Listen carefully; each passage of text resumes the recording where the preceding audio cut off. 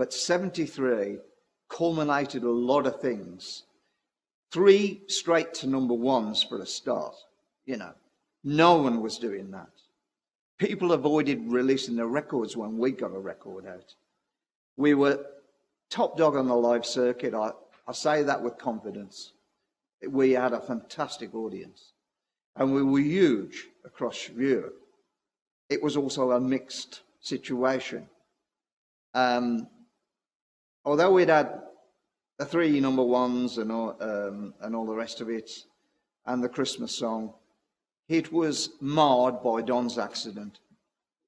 Skweeze Me Pleaze Me came out, and that went straight to number 1, and then whoop. Don wasn't expected to make it through at first. So we were all in a blitz situation because Don was coming away with me to America for a 2-week holiday.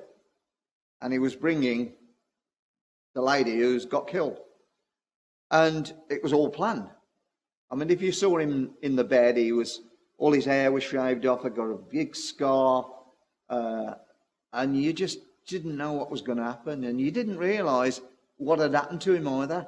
And it wasn't until later we found out that his knowledge of his girlfriend had gone out of his head because he'd been bashed on the head, so his short-term memory was all shot. His brother told me, he said, he can't smell and he can't taste. And it was like, gosh, that's 2 major senses gone, you know. I go on holiday because I'm feeling Don survived, but I don't know what's going to happen to the group. So I'll go on holiday and I get married, actually. I get married on holiday, which is one of the intentions in Tijuana, which is a dump. Not a great place to get married, you know. But I got married. And then I come back home and went to see Don, you know, and our manager was very positive, said, and I think the word was with Don, he said, the sooner you get back on your feet, the best thing that will happen, you know, you've got.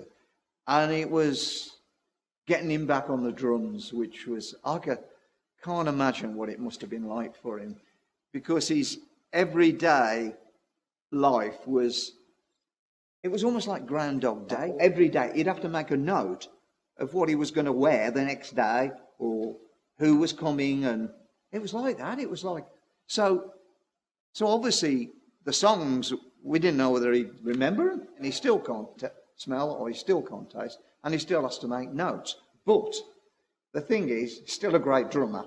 He's still with me, and me and him formed the band. And at the end of the year, we had a big surprise coming. And I wouldn't have counted on that working, but came up with an idea for a Christmas song, which has become an absolute classic, which we all know, and I love it, and a lot of people love it, of course. At the time we recorded it, in the heat of New York, Don's trying to get back on his feet, and it's the first time we had to redo the drums, which we don't normally with Don, you know, because we needed to help, we had to support him. And really, in a way, something in the end of all that came good for us, you know. I think after such a brilliant year, but the accident messed it up, then, at the end of the year, I mean, I'll always remember, we were in Belgium, I think, and the record company guy had got a copy. They used to send them pre-copies of the songs. And this record company guy says, "Oh, it's a fantastic this song." He said, "It's so Christmas, and you know, it's rock, and you know, was it going on?" And it hadn't come out then. You see, we were all drinking champagne. Anyway, we're all getting really drunk, you see, and he's playing the Christmas song, and we're going, "Oh, it does sound good, doesn't it?" You know, he's just looking at each other going, "Oh, you know, he might have a point here. That's really good." You know? And I think that's the thing, isn't it? Christmas is a merry time, isn't it?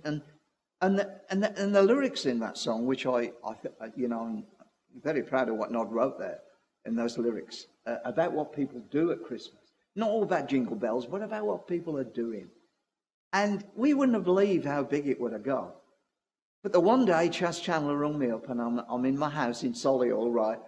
And I think I got a picture the other day, and I thought, gosh, that was the day. I think he rung me, and I'm on this stupid phone, this false phone.